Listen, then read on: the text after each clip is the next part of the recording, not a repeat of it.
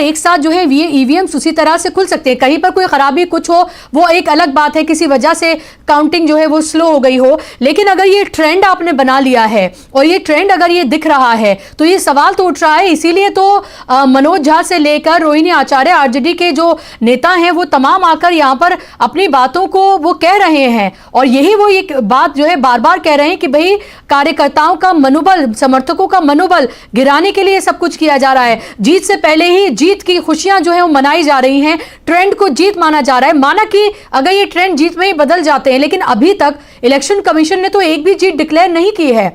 आप जाकर आपको हमारी बात पे यकीन हो तो इलेक्शन कमीशन की वेबसाइट जाकर आप चेक कर लें। सबके पास आजकल मोबाइल है, लैपटॉप है, सब जाकर आप चेक कर लें कि वहां पर क्या कुछ दिखाया जा रहा है, क्या कुछ खेल हो रहा है। और ये खेल जो है बिल्कुल खुल्लम खुल्ला है, ये भी साफ तौर पर दिख रहा है। ऐसे में तो ऐसा लग रहा है कि आधी रात के कल सुबह तक पता चलेगा कि बिहार में कौन जीता और कौन हारा और कौन किसको कितनी सीटें आई हैं और किसको कितनी सीटें जो हैं हारी हैं, जीती हैं। ये तो लग रहा है कि सुबह तक का इन्होंने पूरा कार्यक्रम बनाकर रखा हुआ है। जयशंकर जी, फर्स्ट कमेंट।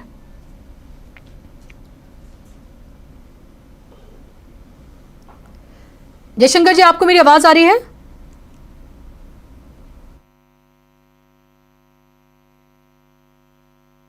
अच्छा जी, जयशंकर जी। जी नहीं, क्या पूछा आपने? मैं आपका पहला कमेंट, ये सब कुछ आप काउंटिंग स्लो, जिस तरह के ट्रेंड आप देख रहे हैं, लगभग 90% का स्ट्राइक रेट बीजेपी का और 80% का स्ट्राइक रेट जेडीयू का, और वो उनकी इलेक्शन कमीशन की वेबसाइट पर तो यही दिखाया जा रहा है। और दूसरी तरफ एक जीत भी अभी तक डिक्लेयर नहीं की गई है। 6-6, 7-7 राउंड की काउंटिंग हुई है अभी बहुत सारी सीटों पर, जिसमें से छपरा एक है और दूसरी सीट जो है वो राघोपुर की है, जहां पर तेजस्वी यादव पीछे चल रहे हैं और उधर खेसारी लाल जो है वो पीछे चल रहे हैं और 2:30 बजने वाला है। नहीं, यकीनन इस पे थोड़ा सा तो ये होता ही है कि भाई स्लो काउंटिंग क्यों हो रही है। अब ईवीएम की मशीन तो खुलती है तो तुरंत सारा रिजल्ट आ जाना चाहिए, कोई बहुत बड़ी बात। 12-1 बजे तक तो लगभग रिजल्ट हो जाता था, तो इसमें कुछ तो जरूर खेला है। हालांकि इस खेला की बहुत जरूरत भी नहीं है, जिस ढंग के रुझान भी दिखाई दे रहे हैं वो रुझान तो काफी आश्चर्यजनक हैं। सो देखिए, अब इस देश में चुनाव बुसरा इसी ढंग से होंगे, इसी ढंग से मतदान होगा, इसी ढंग से मतगणना भी होगी। अगर आपकी तैयारी है उसका काउंटर करने की, आपके पास कोई स्ट्रेटजी है तो ठीक है, और नहीं तो फिर आप बैठिए आराम से, कोई दिक्कत नहीं है।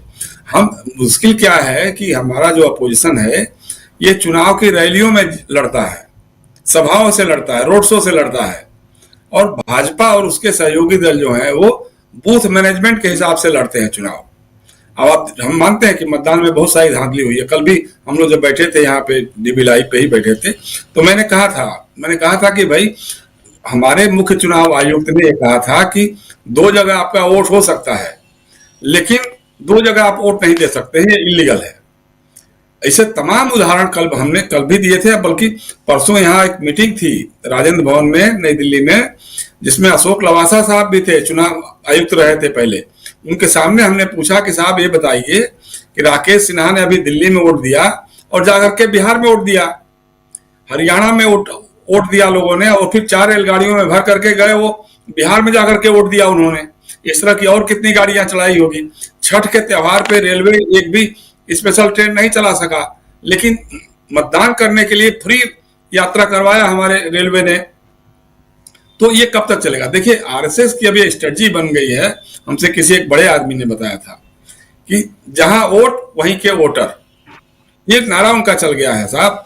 जैसे दिल्ली में चुनाव था तो वेस्टर्न यूपी से बहुत सारे लोग गए वोट देने के लिए, लेकिन आज तक कांग्रेस के भाई लोग मानने को तैयार नहीं है कि दिल्ली में भी चुनाव में मतदान में धांधली हुई थी या मतगणना में धांधली हुई थी। कांग्रेस ये तय नहीं कर पा रही है कि उसको पहले रीजनल पार्टी से लड़ना है या आरएसएस और बीजेपी से लड़ना है, और उसी में मरे जा रही है वो।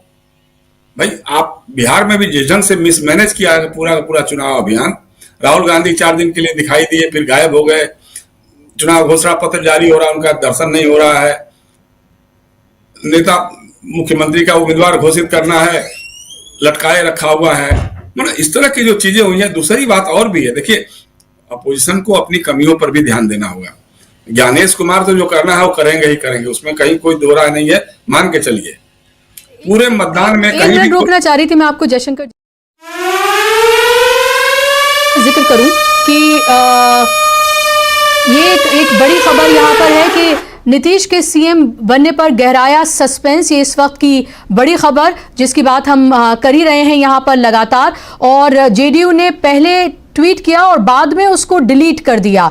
तो जेडीयू की तरफ से कोई ट्वीट किया गया और उसको बाद में डिलीट कर दिया गया। ना भूतो ना भविष्यते, नीतीश कुमार बिहार के मुख्यमंत्री थे और रहेंगे। अब आप सोचिए कि जो असर्ट कर रही थी लगातार जेडीयू और नीतीश कुमार कि नीतीश कुमार ही रहेंगे और टाइगर अभी जिंदा है, ये बात कही जा रही थी, वो अचानक से ये ट्वीट किया और डिलीट कर दिया। यानी कि सीधे तौर पर बीजेपी का प्रेशर है और बीजेपी के प्रेशर में अगर अभी से ट्वीट अगर डिलीट कर रहे हो तो क्या नीतीश कुमार अपने आप को असर्ट कर पाएंगे? नीतीश कुमार को मुख्यमंत्री बनाया जाए, क्योंकि उनके लिए तो यही चीज मायने रखती है। जो उन्हें मुख्यमंत्री बनाएगा वो तो उस तरफ चल देंगे। तो क्या नीतीश कुमार को लेकर जो ये बात कही जा रही है कि ना भूतो ना भविष्य थे, हैं और रहेंगे, ये ट्वीट जो है वो किया गया जेडीयू की तरफ से और फिर डिलीट कर दिया गया। नीतीश के सीएम बनने का ऐलान किया गया था और फिर उसके बाद डिलीट कर दिया गया। तो क्या बीजेपी अभी से ही प्रेशर बना रही है और बीजेपी ये कह रही है कि भाई देखिए हमने आपका इतना अच्छा स्ट्राइक रेट करवा दिया है, चुनाव आयोग के साथ मिलकर खामोशी से बैठ जाइए? क्या ये कहने की कोशिश है? ये एक बड़ा सवाल है। और क्या अगर अभी से ही ये स्थिति, ये परिस्थिति बन रही है तो क्या इससे ये भी हम ये माने कि नीतीश कुमार फिर कोई और फैसला ले सकते हैं? अगर नीतीश कुमार के ऊपर अभी से ही ये दबाव बनाया जा रहा है तो क्या नीतीश कुमार आरजेडी के साथ मिलकर कुछ कर सकते हैं? क्योंकि कमोबेश अगर हम देखें इलेक्शन कमीशन की वेबसाइट के हिसाब से भी अगर हम देखें अभी फिलहाल, तो भी हम ये कह सकते हैं कि बिल्कुल नेक टू नेक चल रही है।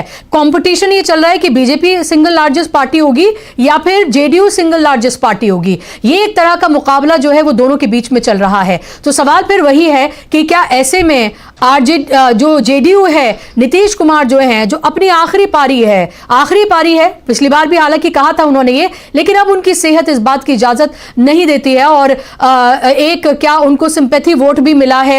ये सारी बातें मुझे अब बेमानी से थोड़ी लगती हैं। चुनाव आयोग के पूरे इस सारे जो भी उन्होंने बीजेपी के साथ मिलकर किया है। एक बड़ी खबर पुष्पा जी इस समय एक और स्थिति है कि निर्मला सीतारमण ने एक ट्वीट किया है अभी 1 मिनट पहले और कहा है कि एनडीए बिहार सरकार श्री नीतीश कुमार जी, श्री सम्राट चौधरी जी और बीजेपी बिहार टीम को बिहार विधानसभा चुनाव 2025 में निर्णायक विजय के लिए हार्दिक बधाई। अब आप समझ लीजिए क्या तैयारियां हो गई हैं शुरू। सबको एक कैटेगरी में रखा है। यहाँ पे देखिए कि सबको एक कैटेगरी में रखा है। सम्राट चौधरी को स्पेशली शामिल किया गया है। तो क्या सम्राट चौधरी मुख्यमंत्री बनने जा रहे हैं क्या? जी बिल्कुल। और ये जो एक सीट का मैं यहाँ पर जिक्र कर रही थी वो है चिनारी 207 असेंबली जो है, और यहाँ पर आप ये देखें कि 28 राउंड की काउंटिंग होनी है यहाँ पर और अभी तक सिर्फ 6 राउंड की काउंटिंग हुई है यहाँ पर। आप यकीन करेंगे मतलब 2:30 बज रहा है और सिर्फ 6 राउंड की काउंटिंग यहाँ पर हुई है। और यहाँ पर आप ये देखें कि इससे जल्दी तो बैलेट पेपर की बिल्कुल हो जाती है। और इंडियन नेशनल कांग्रेस यानी कि कांग्रेस और जो एलजेपी है, अगर उन दोनों के मैं अगर डिफरेंस देखिए, क्योंकि एलजेपी यहाँ पर लीड कर रही है एलजेपीआर, तो सिर्फ 870 वोटों का आप ये देखें डिफरेंस है दोनों के बीच में। अभी जो ट्रेल कर रहा है कांग्रेस का कैंडिडेट मंगल राम, जो ट्रेल कर रहे हैं वो 870 से सिर्फ ट्रेल कर रहे हैं और 870 से बढ़त बनाए हुए हैं एलजेपी आर के जो रामविलास पार्टी के जो हैं मुरारी प्रसाद गौतम, वो लीड बनाए हुए हैं। और 207 चिनारी बिहार, ये मैं विधानसभा की बात कर रही हूं। तो आप समझिए कि क्या कुछ यहां पर हो रहा है और इसको समझना देखिए बहुत ही मुश्किल कोई बात नहीं है। अभी कोई रॉकेट साइंस नहीं है जो फिलहाल मैं यहाँ पर बता रही हूँ।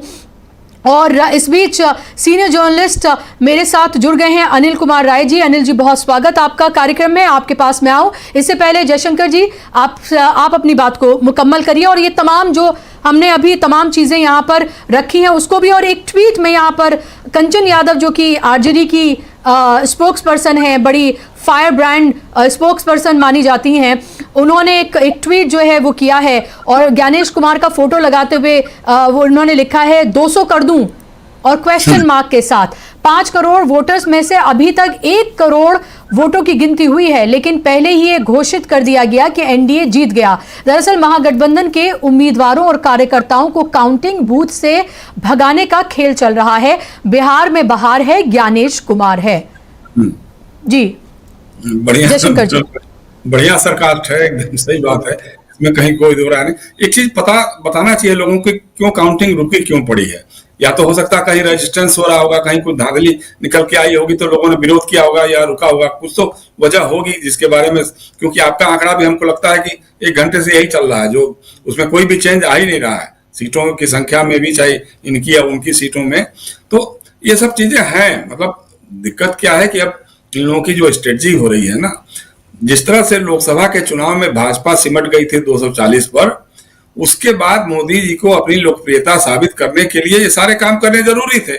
हरियाणा में उन्होंने किया, महाराष्ट्र में उन्होंने किया, दिल्ली में उन्होंने किया, उसके बाद फिर अब बिहार में कर रहे हैं, फिर बंगाल में करेंगे। उनको एक दिखाना है हमारा अश्वमेध का घोड़ा देखो दौड़ रहा है और हम लगातार आगे बढ़ते जा रहे हैं। तो ये काम तो करेंगे, वो ज्ञानेश कुमार भी करेंगे, लेकिन अपोजिशन की तैयारी क्या है। असल बात यह है, आज आप कल्पना नहीं करिएगा कि आधा दर्जन मुस्लिम कैंडिडेट जनता दल यू के जीत रहे हैं, यादव कैंडिडेट ज्यादातर एनडीए के जीत रहे हैं। 4 सीटें दी थी जेडीयू ने जी 4 कैंडिडेट्स थे उनके। हम जब उस समय देख रहे थे तो 5-6 लोग जीत रहे थे, लेकिन अभी 4 हो सकता होगा। लेकिन ये वजह है ना भाई, टोटल 4 मुसलमानों को ही टिकट दिया था उन्होंने। नहीं ज्यादा था मेरे ख्याल से। चलो ठीक है, 5 को दिया था जी। हाँ एनडीए को 5 टिकट, एनडीए ने 5 टिकट दिया। हाँ एनडीए ने, वही मैं बोल रही हूँ, जेडीयू ने तो सिर्फ 4 ही दिए थे। जेडीयू ने 4 दिया, 1 एलजेपी ने दिया। जी जी। एलजेपी का भी आदमी जीत रहा था, इनके भी सारे जीत रहे थे।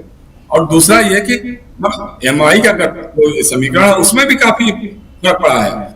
सीमांचल के इलाके में अब आप एआईएमएम से ठीक है, बी टीम कहिए, सी कहिए, तो भी कहिए, लेकिन उसके साथ आप समझौता नहीं कर सकते हैं।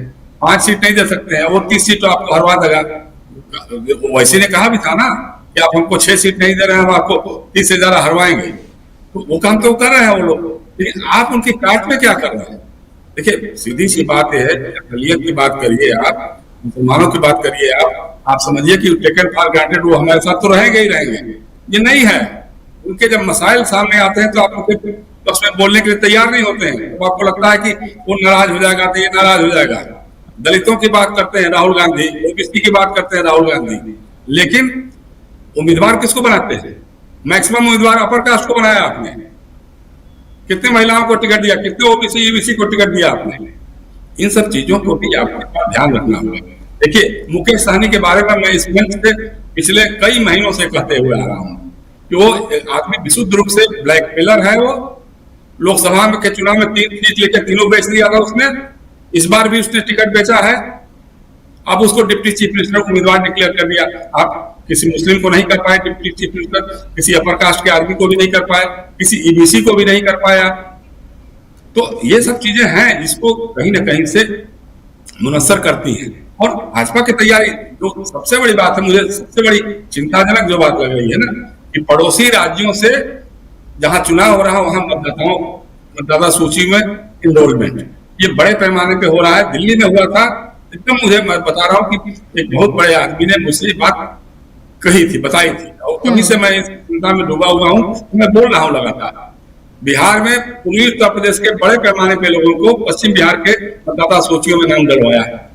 अब आपका बूथ मैनेजमेंट अगर होता आरजेडी का, कांग्रेस का या अन्य लोगों का, तो वहां पे चेक करते कि भाई साहब जयशंकर गुप्ता तो यूपी के हैं, आप यहाँ वोट कैसे देने आ गए। तो आपने कुछ चेक नहीं किया, धांधली हुई, लेकिन एक भी प्रतिरोध नहीं हुआ है, शिकायतें नहीं आई है, कहीं से भी किसी बूथ से शिकायत नहीं आई है। क्यों नहीं आई भाई? आप सो करके देखिए, ये चुनाव लड़ते हैं रैलियों में, लगता है बहुत बड़ी रैली है, लाखों लोग जमा हो गए। तेजस्वी जी को यही काम 2020 में हुआ था, उससे कोई सबक नहीं लिया आपने। 240 सीट पे सिमट के बीजेपी ने सबक लिया, उसको लगा कि हम कैसे कैसे आगे बढ़कर के जीतेंगे चुनाव। और जयशंकर जी, जो आप बात कह रहे हैं अभी, जो आपने मुस्लिम वोटर्स की बात की, देखिए अभी मैं जो देख रही हूँ, एआईएमएम जो है वो 6 सीटों पर आगे चल रही है और कांग्रेस जो है वो 4 सीटों पर आगे चल रही है। क्या आपको ये भी लगता है कि जो एक तरह से तेजस्वी यादव ने जो एक बात कही थी एआईएमएम को लेकर, एक्सट्रीमिस्ट पार्टी जो उन्होंने बोल दिया था,